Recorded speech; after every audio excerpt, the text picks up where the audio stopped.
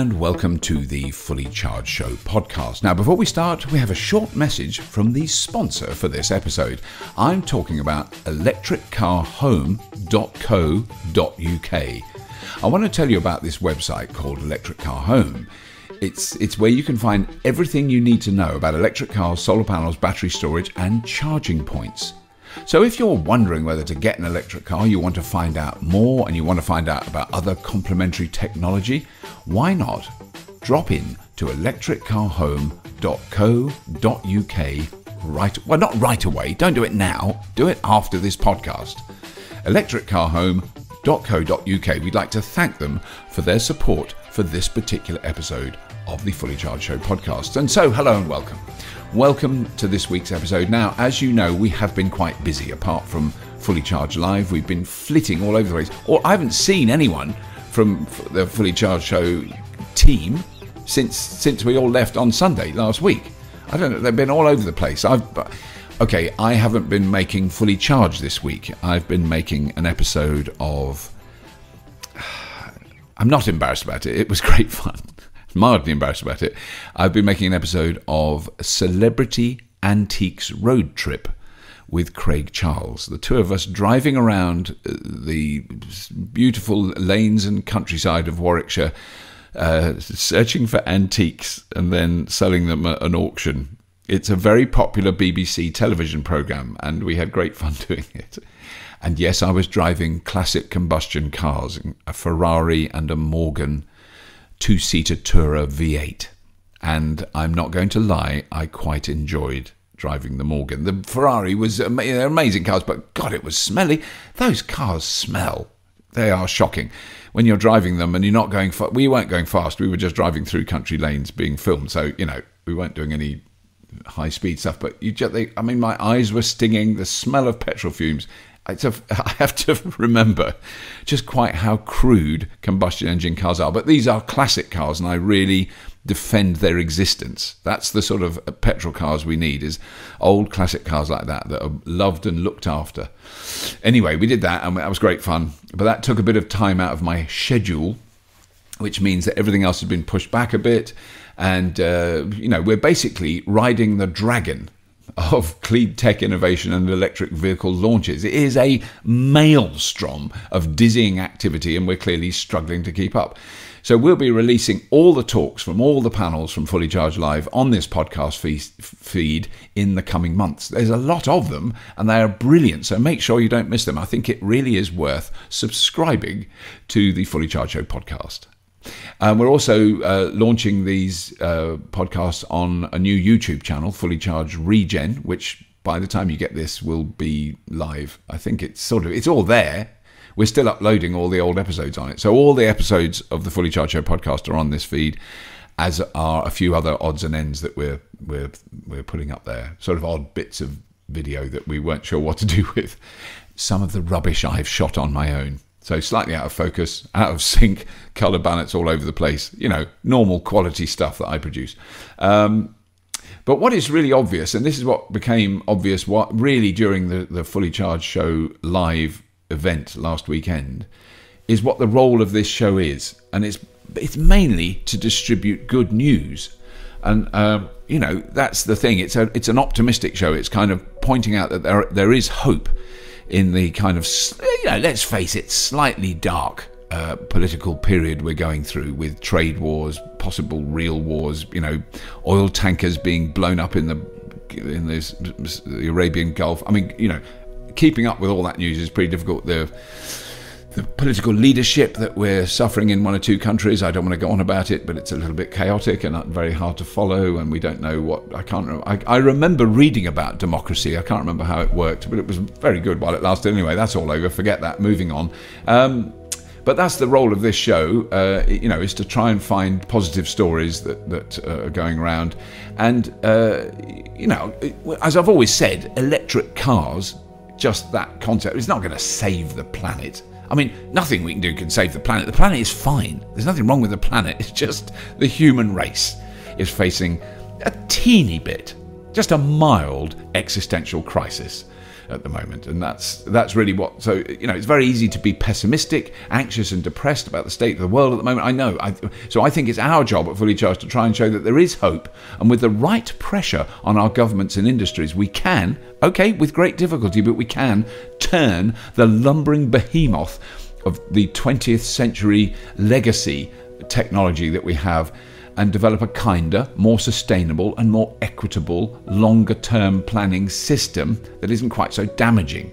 Okay, now that is highfalutin and maybe a little bit deluded, but I believe it's a slightly better attitude than the outright denial and determination by some to carry on burning stuff regardless. Drill, baby, drill. Let's get fracking. That stuff, let's face it, is not a terribly good idea from the long-term prospects of the human race. And that's really what we're all about. So I don't want to get depressed about that and anxious. We're all anxious about that stuff. Don't want to get depressed, but I want to find an alternative. What about if you didn't frack in your village, but you installed a load of solar panels and wind turbines? I mean, it was a fantasy 20 years ago. Now it's the cheaper option. It's the cheaper option. That's the whole thing. Let's look at it purely from economic terms. And fracking stuff out the ground is not a sensible thing to do. It's a stupid, short-term, daft, greedy, blinkered, idiotic thing to do. And anyone who defends it is an idiot. And I don't care. You can send me an angry tweet. I'm not bothered. It doesn't make any difference. You're wrong. So shut up. Anyway, that's enough of me pontificating, because this is a very short introduction to a much more interesting conversation I had, which I recorded a while ago.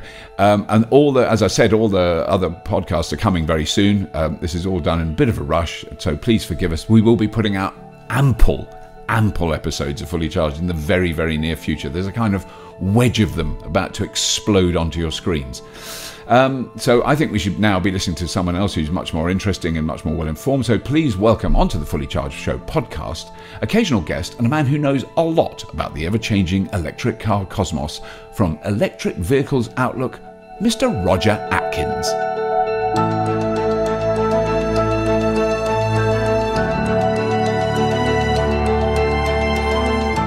So I'll just explain to our lovely listeners that we're currently sitting in my Tesla in a supercharging slot in underground in a car park in London where there's superchargers, because we couldn't find anywhere quiet to record it. But what I want to ask you, Roger, is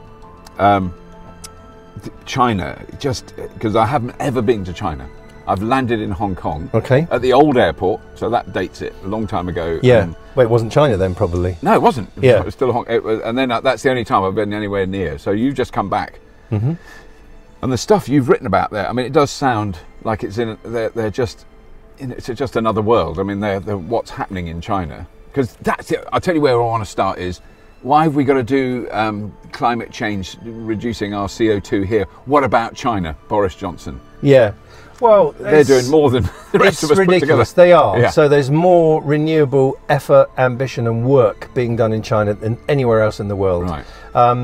And it's a bit disingenuous of people in the West to talk about emissions in China, when in fact what we've been busily doing for a couple of decades is exporting all of our pollution or our emissions out to China in all of the things that they produce for us. Right. So, and equally up until recently, bizarrely, we were shipping tons and tons of plastic waste over to China. And think of the ships. I mean, the whole you couldn't make it up. No, it's ridiculous. So that stuff stopped. So I think that, you've got to understand the facts and you've got to look at the bigger picture. Yeah. And equally, the Chinese, like the rest of us, haven't got everything right. There are lots of things that they could do differently. But I think what you see increasingly is monumental effort, great big stuff going on around, solar and wind power. And then what they call new energy vehicles. So this is important to understand. When you go to China, they're not called EVs. They call them new energy vehicles. NEVs. And NEVs. Yeah. If you're called NEV, I mean, you've got to have an EV.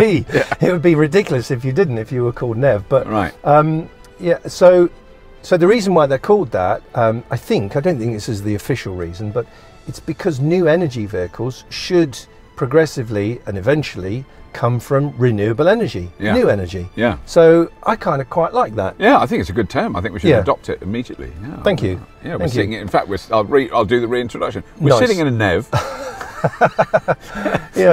Well, I think it's But the way then, to go. so the company that is clear, because I've seen a Neo in a car show. You know, I haven't been anywhere near them. I don't know anything about the company.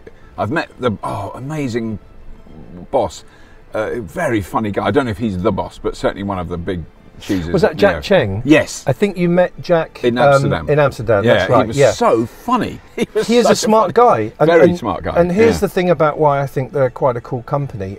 They've got the typical young, thrusting, folks who've kicked it all off. That's William Li. You know, he's a big sensation in China. Right. And then there's also Li Hongqi, who is again one of the co-founders. He's a very interesting guy as well, very smart. They're all smart. Yeah. And Jack is kind of the mature, he's an old bloke like he's us. older, yeah. So, he's headed up FCA, Fiat in China. He's kind of understood and worked with the kind of traditional auto industry and all the big challenges that has. And therefore he's, that voice of experience within the team. And lots of other people too. So, they're pretty much they're called a Chinese startup for sure, but, they've got an operation in the UK that they run Formula E with, stuff up in Oxford, actually. Right. Development work, same in Munich, development work, and then the clever people in terms of all the connected stuff, I think that's all over in California. Right. Well, I suppose it would be, wouldn't it? Yeah. It's either there or Bangalore, somewhere like that. I was with Neo for a couple of days at the Shanghai Auto Show, which is just monumentally massive. Right. And then we went out and looked at Battery Switch Station, which the one they took us to, I think they did on purpose, was right next door to this Tesla charging. Tesla charger, right. Yeah, so it was quite amusing. And did you go through in the vehicle or see it, swap its battery and all that Yeah, stuff? we did. But here's the thing, I thought that the model was like a drive-through, because if you remember Better Place, that's how that worked. It was like a you car drove wash, up a ramp and it sort of fitted into slots. But for batteries, so you stayed in where it all went. That isn't how this works now, right. And a little bit of disappointment on that to an extent. But in the way in which it works at the moment, and what the kind of, I think, the future holds around, charging generally, fast charging, even fast charging, battery swapping, and then wireless charging as well, because I'm an advocate of all three of those, is that, it becomes some place where there's a destination. Because there's a company, have you heard of GridServe? Yeah. Come across GridServe? Yeah.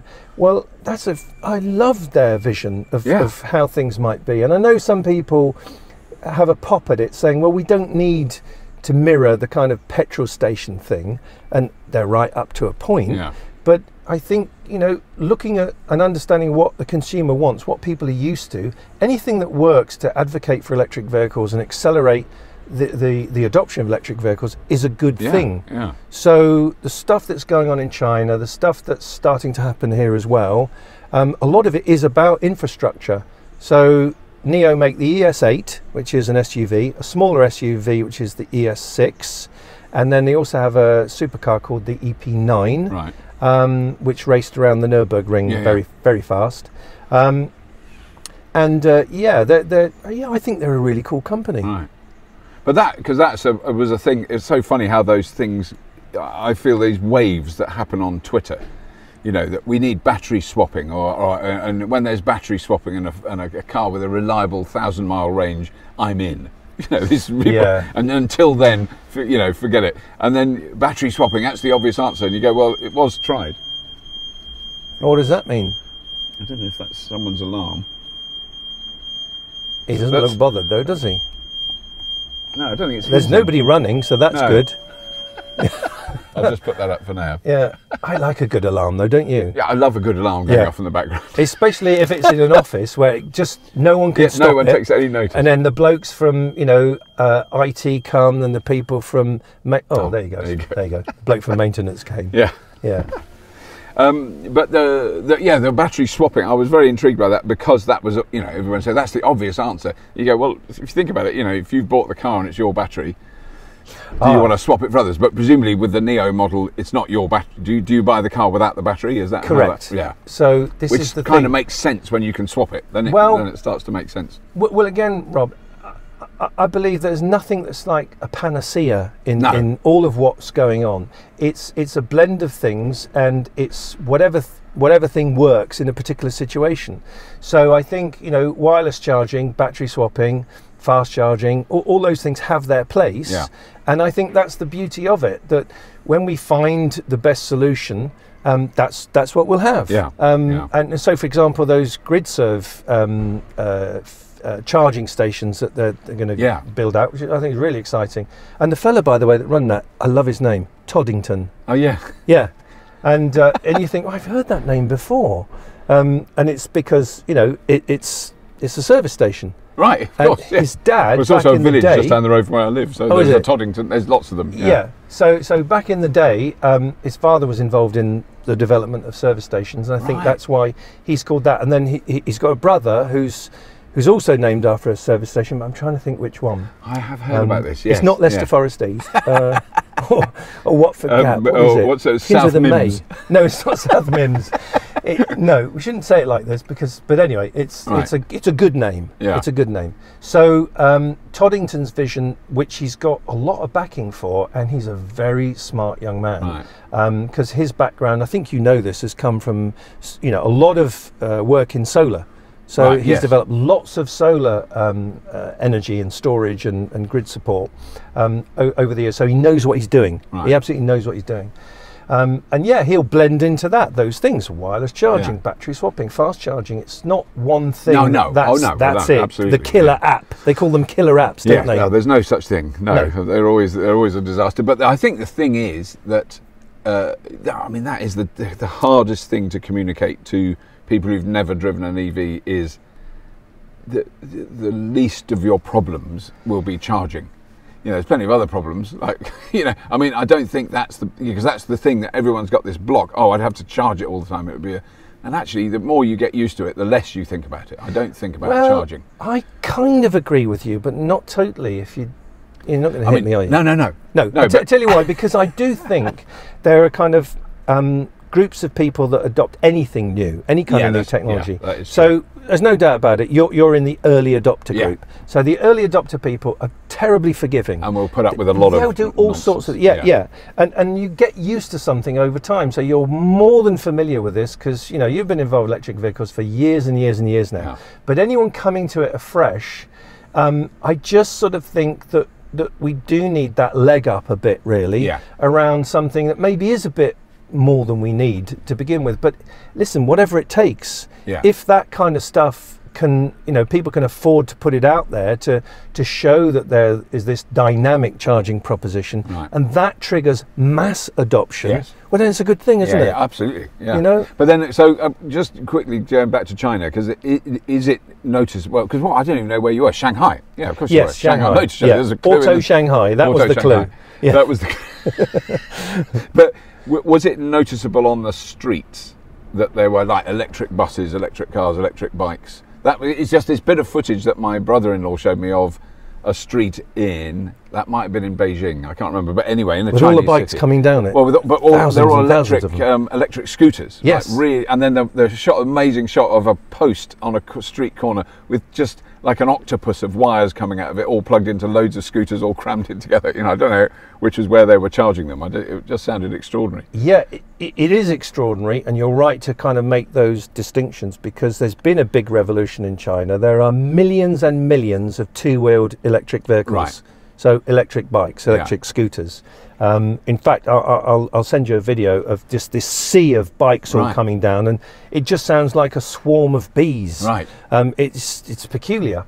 And then the other weird thing that happens in China is there's so many people. There are 26 million people in Shanghai. That's incredible, and I don't know how it works. I don't know where all the energy comes from, the water comes from, and stuff gets chucked away, you know what I mean. How it all works, it's extraordinary. But when you look at the streets now, they are definitely, you know, there's definitely a massive volume of electric scooters. In fact, that's what there are. That's really what you just see. But they've also been focused hugely on buses, and I'm sure you know about the story in Shenzhen, right? 10,000 electric buses. 16,410. Oh, right, okay. Yeah. They bought a few more. Yes, that's good. But I think this is, if we've made a mistake, I think we haven't focused enough on buses and taxis and vans. Yeah. Because do you remember when I used to work at Modec, which is like 12 years ago? Because you drove the Modec from Brighton to London, Trafalgar Square. Yeah. It was I can't remember what the rally was called, but so the buses, taxis and vans are what you see a lot of in China, increasingly so, certainly already the buses. And I do think it's crazy that in the rest of the world, especially like in London on Oxford Street, central London, why we haven't got all those electric buses now. Yeah. You know, and why there aren't British companies making them. I mean, the taxi, although it's compromised being a sort of hybrid, is brilliant. The new London taxi at least is a step in that direction, built in this country, developed in this country. We're actually manufacturing something in a factory. But that's a good thing. Yeah. And again, going back to stuff that's going in the infrastructure side, there's a lot of capability in this country. I think did you interview Robert? You're Robert Llewellyn. Did you interview yourself, Robert? Professor Dave Greenwood up in Warwick Manufacturing Group. Yeah. So they're developing a lot of stuff in and around batteries and charging and all this sort of stuff. And the infrastructure thing, like Gridscape and other people like that.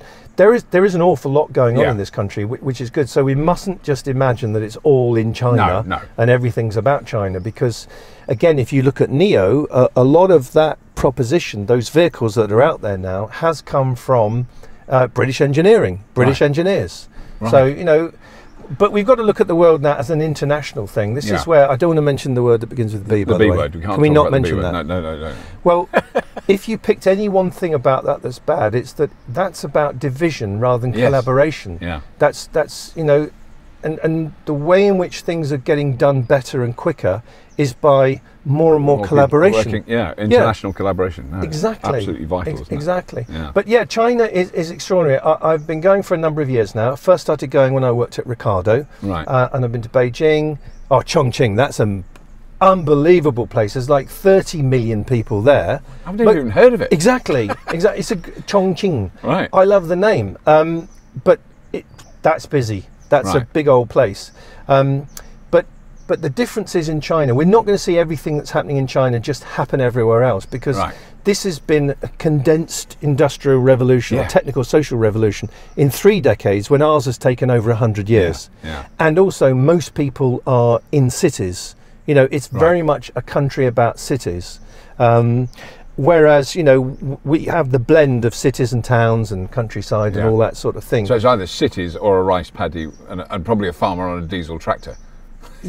Probably a bit of that. Or a bit of that. A bullock, but the scale and the scope of change that's gone on the last 30 years is hard to imagine. Yeah. You can't quite comprehend what it is until you actually see it. And of course, there have been quite a lot of unintended consequences in that. And this is the thing where, why are they doing all this stuff in China? Why is China kind of NEV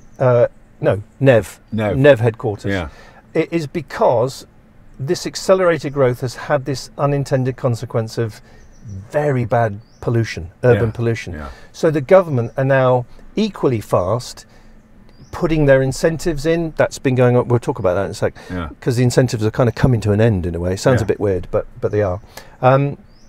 They put all that into because they want to alleviate this huge issue of air quality first and foremost. Yeah, and that's why they targeted the buses and the vans and the taxis, because more of them. Yes. You're in London or anywhere, Birmingham or somewhere. Look around you. What do you see the things belching out fumes? Taxis, buses and vans. Yeah. So it's common sense to think, well, change those ones first. Yes, absolutely. Yeah. Yeah, and they're always got bigger engines and all that stuff. Yeah, but also think about it, Rob. If you've got a taxi or a bus, or maybe not the van, but the taxis and the buses are like demo vehicles. So people are sat in. If you're sat in an electric taxi, you say to the driver at some point, "What's this then, mate?" And he says, "Well, it's one of these electric things, newfangled electric things." Yeah. And you sort of say, "Is it any good?" And he'll tell you. Yeah. Hopefully it is. Yeah. Well, we know it is, don't we? Yeah. You're in the NEV, mate. Yeah, you're in the NEV. And so, in a sense, if lots and lots of taxis were electric, it'd be like this mass demo program where people are getting to hear about actually is a really good example of that. Loads of people went in Priuses as taxis That's Yes. what, I mean, Toyota have talked about it. I've been at a presentation they did. Was when the taxi firms adopted Priuses because they worked out how much cheaper they were to run. That's when their sales went up around the world. Yeah. Their private sales, not their, because so many taxi companies just used Priuses.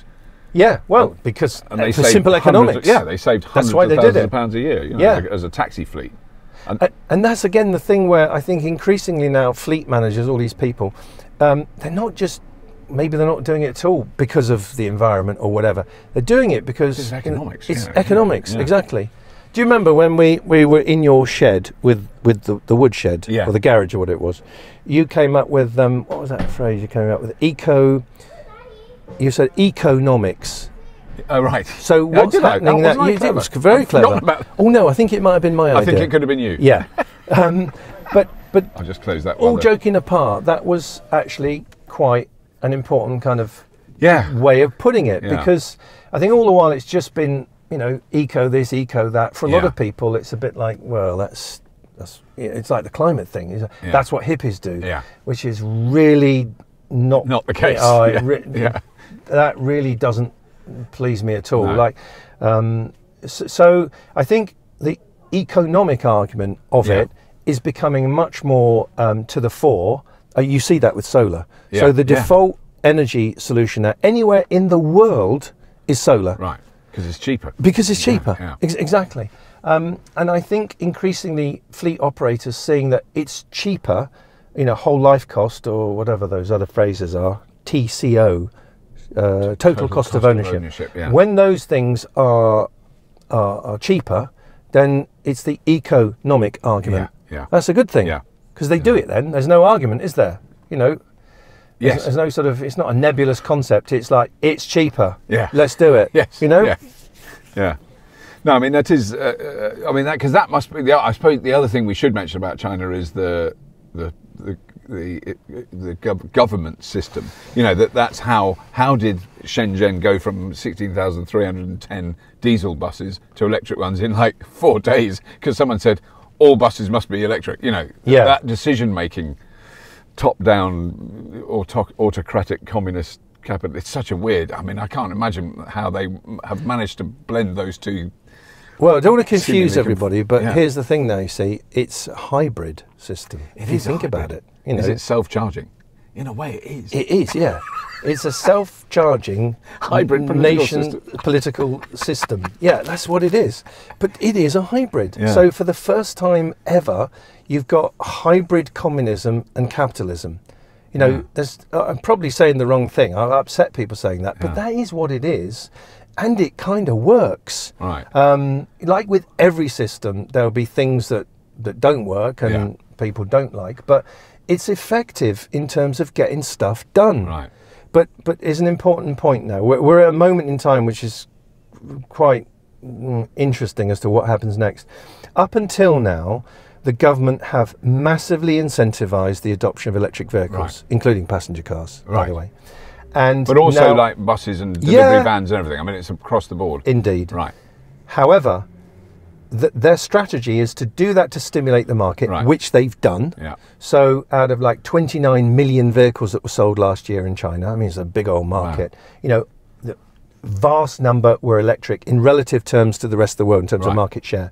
Now, that is coming to an end, that incentive program, because their belief is, having stimulated the market enough, that creates an opportunity in the supply chain for things like the battery, the motor, the inverter, the power electronics to come down in price to make the vehicle much more competitive. Yeah. And again, if you recall, when we met the first time we were having a chat, what they've instigated is production mandate, a production quota, where you have to make a certain number of electric vehicles out of anything that you build. And that's almost forcing the market. Well, it is what it is. Yeah. Forcing the market. So the hope is that having now matured the supply chain and pushed down the bill of material costs, it will make the EV something that people choose anyway. They see them around them. Yeah. The charging infrastructure is getting better all the time, so on and so forth. That's the theory. As to what will actually happen next, we're about to find out. Yes, yeah.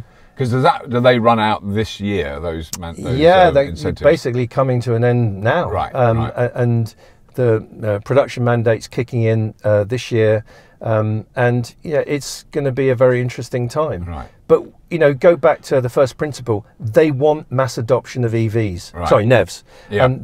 They want that to happen. So, I mean, I don't have any involvement in how they do this stuff, but I would guess if they see it's not quite working, they'll tweak it a bit. Right. Whatever that'll. Because the same thing's happening, well, everywhere else around the world. I mean, the incentives for EVs have actually stayed here, haven't they? But they've reduced. Yeah, it's been a bit clumsy though, don't you think? Yeah, it's a bit unclear. Yeah, well, no, apart from that, I've always thought, like, say, take taxis, for example. When there was, what was it? Was it 4,500 on an electric vehicle? Yeah, yeah. So when it was a good old chunk of money on any electric vehicle, if you had, for example, not picking on them, but Tesla, and you live somewhere nice like Wimbledon or whatever, and you drove 12 miles a day back and forwards into London, you'd get all the money off your electric car. But if you were, and that's one person driving it, not many miles. Yes. But if that incentive was pushed a lot more into the taxi industry, no, absolutely right. so the taxi then is doing, say, 150, 200 miles in a day, maybe, maybe not quite in central London, but with lots of people going in it, there are more electric miles. Yeah. So surely that would have been a better way of, it's something they should bring in now. They should stop them. I mean, particularly for cars like a Tesla. It's just the people who can afford a Tesla do not need. I think if you wanted to push things like, I'm just picking them, but Renault Zoe, Nissan Leaf, that might mean that people who can afford a little petrol car might consider buying an electric one, even though it's still a bit more, which would be good. But taxis, absolutely. If you said to a taxi fleet, look, for every fully electric, and that's only got to be 100% electric, you get $4,500 off the cost price. And here's the spreadsheet of how much it's going to cost you. Or even more, here's your NEV rebate. NEV rebate. Yeah. Yeah. So do you know I had in the back of my NEV the other day? Wouldn't it be funny if his name was Neville? I had Nev in the back of my Nev. Yeah, that bloke from the football. What's it called? One of the brothers. Yeah, Nev. Oh, his dad, Neville. That isn't his real name, is it? I think it is. Yeah, it's his father. I don't know if he's still alive, but we shouldn't really joke about it. No. Okay. Right. We might have to skip over that. I sat next to him in a football match. What, Neville? No, Gary. All right. And we talked about electric cars. He explained the offside rule to me, which I've never understood, because I'm not big on football. In fact, I couldn't be smaller on football, but I enjoyed it. It was good. And then at the end, he stood up and went down on the pitch, and it was friendly. Right. And then he gave a cup to someone, but everyone stood up and clapped. And I said, "Who's that?" I don't know who he is. And he was a really nice bloke. He has an Ampera, Vauxhall Ampera, and he's got a eco house with solar panels and air source heating and everything like that. And I was going, "That's amazing." He said, "I should explain, it is at the back of my footballer's mansion." So he was very honest about it. Excellent. So I think it's a sort of holiday home in his garden, basically. But it was good. So here's the thing. Yeah. When are you going to go to China then? I don't know. I've got to go at some point. We haven't got any plans yet, but I really want to go. Yeah. Well, I think it's an eye opener, and the thing about the journey that we're all on around how to handle climate change, how to deal with 8 billion people on the planet, all these really big things. China with so many people and that hybrid government. Yeah. I think we've got more to learn from China now than we've got to fear. Yeah. So and I'm not, I'm not a closet communist or anything like that. I'm not. Hopefully, I'm like you, Rob, and most people listening here. All we want to see is good stuff happening as quickly as possible. Yeah. And I'm agnostic as to who does it. Yeah. As long as someone does. Yeah. So if whether it's America or China or Korea or anywhere, if the people that are making good stuff happen are making that happen quickly, then bring it on. Yeah. And let's other people learn from that, and let's just get on with it. Yeah. So I like that Huawei. I can never say it. Yeah. Go on, you say it. What is it? I can't say it now. I can see it. Hang on. Let's 1, 2, 3. Huawei. I heard them talking about it on the radio this morning. Highway. I can't say it. I can see it. Hang on. No, I can't say it. I just mustn't laugh and say it. Huawei. That's it. God. Don't say the H. It's not. Don't say Right. the H. So Yeah. that's important because they seem to have been doing the good stuff around 5G. 5G is important to liberate the driverless car, Right. vision and IoT and all this stuff around making things more efficient and more effective. That's the other thing about communication and the way you tell stories and Johnny and other people around this whole stuff is I think we have to help people understand why we're doing this stuff. We're not just doing it because it's weird and interesting and wacky. There's a reason for it, a good reason. Yeah. It helps individuals, helps resources, helps the planet ultimately, all that stuff. So greater efficiency of things, better utilization of things is that thing called the circular economy. Yes. And we have to do that now because there's so many of us. Yeah. When we were kids, a lot of things that we did that were maybe not you don't do now, like having a coal fire and all things like that, you could argue up to a point we kind of got away with it because there weren't so many people. But now there's so many people, the very things that used to be sort of okay aren't because Really it's multiplied up so much. In Yeah. some senses, that's the big issue, the fact that we've got so many people. Yeah. But, can't stop them now. No. They just keep arriving, don't they? But actually, I mean, that's one of my obsessions is global population is actually levelling off. It's not continuing to grow like everyone. Is it? Yeah. Because the birth rate, the birth rate in so many countries has dropped. It's, I think I don't know if I've ever mentioned it on the podcast. I've certainly ranted about it a few times. People Quake, Fred Pierce, a guy who's just done this. It's when you get a fat book like that and half of it is research. Blimey. Then he's really done a lot of research. But the birth rate is so much lower in so many countries. I mean, in this country, it's beneath replacement. What do you mean? That like if we didn't have any immigration in this country, our population would be dropping like a stone. Right, yeah, Russia is the worst. Russia is 0.04 babies per woman. 0.04 babies? 0.04 babies per woman. That's the one I can remember because that was the way he started. Yeah. That is. He went. That can't be true. That cannot be true because that means in 100 years there'll be no Russians. Oh, don't say things like that. I know. Yeah. But there are enormous incentives for Russian women to have babies. Like in actual money, they get given money by the state if they have a child. And Bangladesh, you think, God, Bangladesh is like 50 children per woman. That's the kind of racist approach. They just have them so many. No, it's 2.4, which is what it was when we were born in this country. It's now this country's it's 1.04, which children per woman, per fertile woman, which is not replacement. Replacement is 2.4. I didn't even know that. 2.4. Because there's so many people who so don't how many have do children. the 0.4s all round up to? Because it's I know. Yeah. It's like it was one of my mother's favourites. I've got 2.4 children, a boy, a girl, and the middle one. That was me. Oh, I'm a middle one as well. Yeah. Yeah, Middle it's one's bad the best, being... really. No, you're right. I agree with you, but here's what happens. Have you got a big brother and a little brother? I've got a big brother, little sister. That's a bit better, because I have big brother and little brother. Oh, right, so, yeah. the big brother got all the new stuff. I got his hand-me-downs. I got my brother's and then my hand-me-downs. little brother got new stuff, because it was second-hand by the time I'd got it. Thanks a bunch. So... You never got new stuff? Yeah, so, and the first one is like, oh, we've got a baby. Oh, isn't it wonderful? Yeah. And then I come like, oh, another baby. And then like the third one, oh, it's the last baby. We'll never have another one. So this is what's caused me to have my middle child syndrome thing, which my wife tells me about, which is, that's why I like to have photographs taken of myself in sunglasses, because I'm desperate for attention, because I'm a middle child. You were always ignored. Yes, and I'm always, and I still now, look, I'm wearing clothes that aren't new, because I can't bear to wear new stuff, because it doesn't feel right. That's good though, I think that's good, because that's the thing that a show I really want to make on Fully Charged, because we do all, flying, we've got to do flying, and we fly too much and all that stuff. Clothes, it's really good. That's the most ecological thing you're doing, is wearing old clothes. I've had this jacket, and I'm not joking, 20 years. That's brilliant. I've got a shirt, a Hawaiian shirt, that it's in a photograph of me with Joshua, who's now 29. He sat on my lap as a baby. Right. And I still have that shirt. Seriously.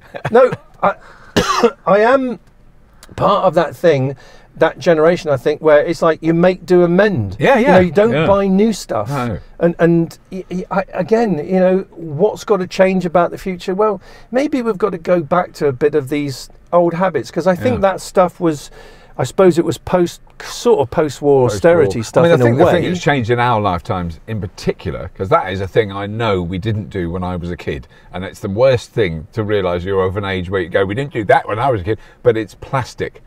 We didn't. We had a dustbin that we put in dust and ashes, and you know, maybe. That's why it's called a dustbin. Yeah. I didn't. It was right. you know, thought of that. from the floor sweeper, and I don't even know what was in it. A bit of paper, you know, rubbish, but tiny. And it was tiny. As a kid, I would carry the dustbin down because we didn't have any plastic waste, because we didn't buy anything that came in a plastic. It came in a glass jar. So you've actually been a dustman. I have. As about a 7-year-old, take the bin out. Oh, it's raining. You know, I used to take the bin down the lane. So you're a dustman. Did you have to go up chimneys as well? No, I didn't have to go up chimneys. Although I've helped sweep a chimney and I really enjoyed it. But that was. See, but that's all gone now, because you know, no one's got chimneys. No. Oh no. Heavens. Big but trouble. I mean, I've become really depressed about plastic, because if you. There was actually a BBC Radio 4 did a programme with a woman who tried to live without plastic for 1 week without buying any single-use plastics, and she has got children. She could not do it. No matter how hard she tried, she ended up with much less than she had, because she was really trying to find ways of how do you buy milk. How do you buy, some apples? You've got to go to the. So she went to different shops. You can't go to a supermarket because there's so much of that, and I'm so horrified at this sheer quantity of that stuff. Well, that's the fossil fuel industry has generated that. It's more convenient. There's no argument about it. It's much easier buying a plastic bag of milk, than it is going along with your own churn. But. Well, that is what I mean. I'm just trying to imagine this picture now of your childhood. So you're walking along the lane. It'd be a country lane, obviously, with a churn. Yeah, you just milked the cow. No, and then you come back and you have to empty the dustbin. Couldn't you see? But there you go, though. But you weren't thinking back then. You could have doubled up the milk churn as a dustbin when it wasn't full of milk. Cleaned it out. Yeah, could have done. The one I do remember is going to get eggs from I think it was Mrs. Robinson, who had a lot of chickens, and I went up with the bag, and I didn't really want to do it because it was a Saturday morning. I wanted to play, and it was my chore, and I went up and got the eggs, and she put them in really carefully in the bag, just loose. Yeah. A dozen eggs, and I went home, and I remembered then that my brother and I had done the swinging the bucket round with water in it, and it doesn't come out. So I did that with the eggs. The eggs. What did you get? Omelette? Was it an omelette? It was remembered for like 20 years. Yeah, well, that's it. Never sent him for eggs. He just broke them all on purpose. Yeah, I had that. Yeah, I had that. And again, it's the middle child thing. I had to do everything. Yeah, I had to honestly carry my brother around in like this chair, and I had to do that. And then my younger brother, he was on my shoulders. Oh, yeah, I had it tough. God, I didn't. I was lucky then. I just got beaten up by my brother. Yeah, I had that as well. Yeah, I had that as well, and I was supposed to enjoy it. Yeah. He said, "Think yourself lucky." Shut up, you love it. No, these aren't funny things. We shouldn't be talking about this. No, we should wind up there. We've done. That's very ample. I'm just doubly. Wouldn't it be annoying if we hadn't been recording? But that would be hilarious. No, that's great. No, thank you so much, Roger. That's really good. Good. Well, I've never done a podcast, so I don't know. I listened to your last one. Right. Which I really liked, but the only bit I was mildly disappointed because the trailer for it was, Johnny's talking about the Shanghai show. I thought, he must have gone there. Right, no, he must have been there. I thought, I'd really be interested in his opinion on it. Like, he's just said about 3 things about it. He just got the report sent through. Yeah, no, he hadn't been. No. Thank you very much. Now, if people want to follow you on LinkedIn, yes, is that all right if they do? That would be okay. Yeah, I do occasionally go on LinkedIn. No, in fact, my wife, this is really sad to tell you this quick story. I was in my little office in the garden and my wife had sent me 3 messages on whatever it was, WhatsApp or something. She tried to phone me up and I was busy and I sadly not seen any of that. And then she set a profile up of LinkedIn of herself and sent me a LinkedIn message and I answered it straight away. And No, it's not funny. She No, was really I bet she was angry. upset. Yeah, she was. dear. So yes, I'm on LinkedIn. On LinkedIn. Under Roger Atkins, Roger which is Atkins. unusual because that's my name. Yeah, there we go. But I thought that'd be the easiest way to find me. Yeah. And I No, tried you to post share really a lot of interesting stuff. stuff. No, you're really good. I try to share things and I put them in a context, occasionally write things, and I like to take pictures of myself with famous people or clever Or with people. dark glasses on. Yeah, and something might rub off. So you've got a great collection of pictures. It's worth a look. Thank you. Yeah, it's very kind of you. All right, thanks very much.